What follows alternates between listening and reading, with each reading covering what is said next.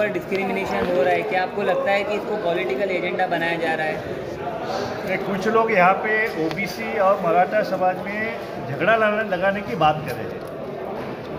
जो फैक्ट ये है कि मराठा समाज की जो मांग थी कि हमें ओबीसी का कुछ नहीं चाहिए, हमारे अलग से हमें अलग कवर करके हमारे 50% के ऊपर जो आरक्षण वो हमें चाहिए।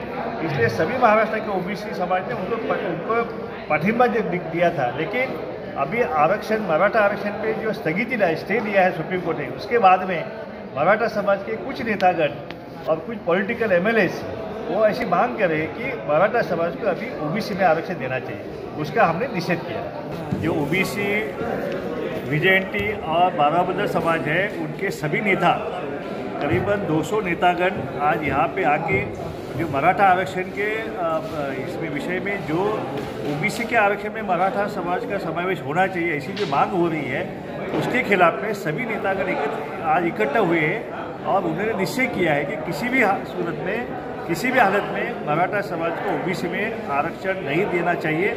ऐसी मांग वडेट्टीवार के मंत्री महोदय आए थे, उनके पास हमने किया है। और जो मराठा समाज को जो दिया है, जो उनका सारथी को निधि दिया गया है, उनके महामंडल को निधि दिया गया है, लेकिन ओबीसी के किसी भी संस्था को कुछ भी निधि दिया नहीं है। उसकी भी आलोचना हमने की है और हमने मांग की है कि जो आपने मराठा समाज को दिया है उससे डबल, मतलब जो कि लोक संख्या के हिसाब से हमारा जो संख्या है वो हिसाब से डबल निधि जो है वो हमको देना चाहिए। ऐसे प्रकार की मांग में हमने की है। और हमने जो आंदोलन की भूमिका जो है, जो 26 तारीख को सभी हमारे नेतागण जो है, कार्यकर्तागण, जो एमएलए है, उनके घर पे आमदारांची ओबीसीची वारी आमदाराच्या दारी, ओबीसीची संघर्षाची वारी आमदार के, ऐसे एमएलए जो है उनके घर पे मोर्चा लेके हमारे सभी ओबीसी भाई जाने वाले हैं। 7 दिसंबर को ओबीसी का बड़ा मोर्चा जो है वो बम्बई में विधानसभा के ऊपर आने वाला है। इस तरह के ये जो नियोजन जो है हमने किया है, आज उसकी घोषणा भी किया है।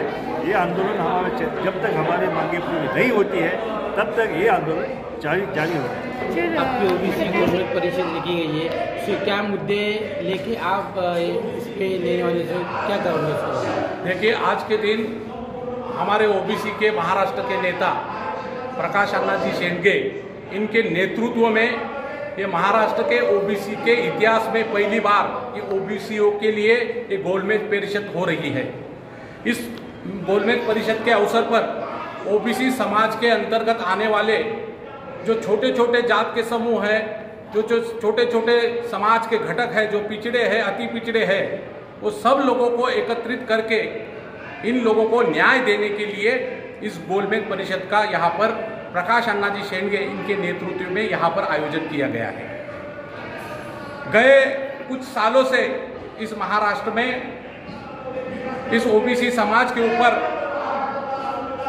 यहाँ की जो प्रशासकीय यंत्रणा है, जो राज्य सरकारें हैं, उनके तरफ से अन्याय हो रहा है क्या, इस प्रकार की भावना ओबीसी समाज के, पूरे महाराष्ट्र के ओबीसी समाज के मन में जाग उठ रही है। उदाहरण के तौर पर गए कुछ सालों से ओबीसी समाज के जो बच्चे पढ़ते हैं, उनको जो शिष्यवृत्ति, जो अनुदान मिलता है, वो मिला नहीं है। दूसरी बात है, गए महीने में ही इस महाराष्ट्र के राज्य सरकार ने जो एमपीएससी की परीक्षा होती है उसके ऊपर रोक लगाया है। इसके वजह से जो ओबीसी समाज के छात्र जो सालों से इस स्पर्धा परीक्षा की तैयारी कर रहे थे, उनका गरीब घरों से आते हैं, उनके परिवारों का एक सपना था कि हमारे बेटे इस प्रशासकीय सेवा में जाए, देश की सेवा करे, महाराष्ट्र की सेवा करे। ऐसे बच्चों के सपनों को ऊपर आघात इस महाराष्ट्र की सरकार ने किया है। इस तरह के अनेक तमाम मुद्दे हैं जिसके ऊपर न्याय मिलने की आस रखते हुए माननीय प्रकाश अण्णा शेंडगे जी के नेतृत्व में आज यहाँ पर ये गोलमेज परिषद हो रही है। सर, सरकार से क्या मांग रखने वाली है सर? हम लोग सरकार से तुरंत ये मांग करना चाहते हैं कि जो एमपीएससी परीक्षा के ऊपर उन्होंने जो बंदिश लगाई है, जो उनके ऊपर जो आने वाले समय के लिए अनिश्चितता निर्माण की है, उसे तुरंत रोका जाए और एमपीएससी की परीक्षा महाराष्ट्र में ली जाए। दूसरी बात है कि जो बच्चे शिष्यवृत्ति लेके, अनुदान लेके गरीब ओबीसी समाज के घर से पढ़ते लिखते थे, उनका अनुदान तुरंत चालू किया जाए।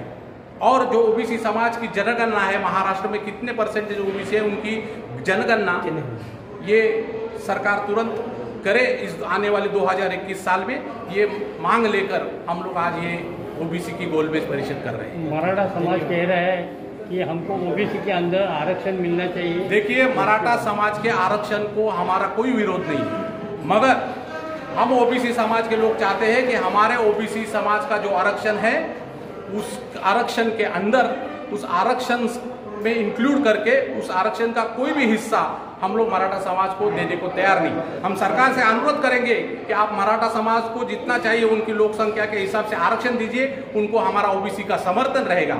मगर मराठा समाज, ओबीसी समाज को जो आरक्षण मिल रहा है वो आरक्षण बरकरार रहना चाहिए। उसमें कौन सी भी नई जातियों का उसमें इंक्लूजन या उसमें सहभाग नहीं करना चाहिए।